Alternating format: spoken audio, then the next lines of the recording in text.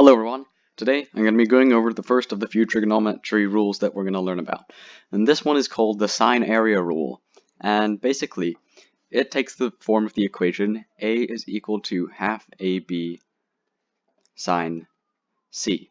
And you can remember this because it is AB followed by C. Half AB sine C.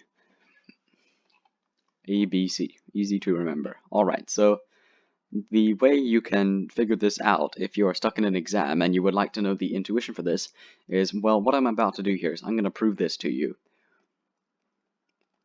So let's say we know that A and B are two different sides of the triangle and C is the angle in between those sides of the triangle, because this is going off the triangle notation that I've talked about last time. So say we have a triangle here and we want to know its area.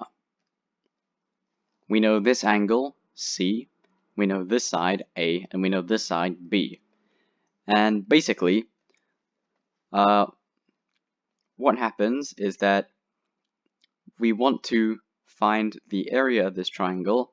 So instead of taking the base here and the height here, we're going to actually use the original formula for the area of a triangle, half BH, and we're gonna find another base and another height to use. So basically, we're gonna draw a line here, which is gonna be the height of the triangle measured from the line A to the vertex capital A. And once we know that our base is going to be equal to A, we want to find our height, which is this value h.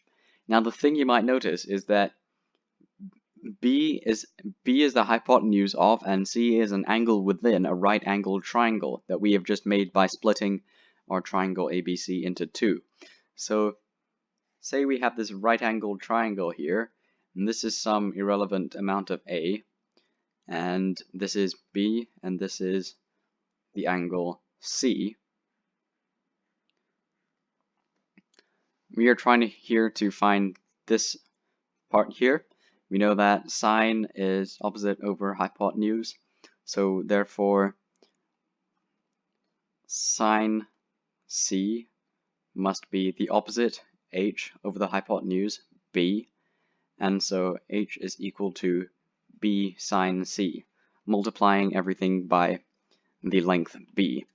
And so we know that h expands to, in our given arbitrary triangle, the height of the base from the side A is equal to b sine C. And then this 1/2 just remains 1/2. And so we get the formula A is equal to half AB sine C. So just to review, the sine rule is that the area of a triangle is equal to half AB sine C.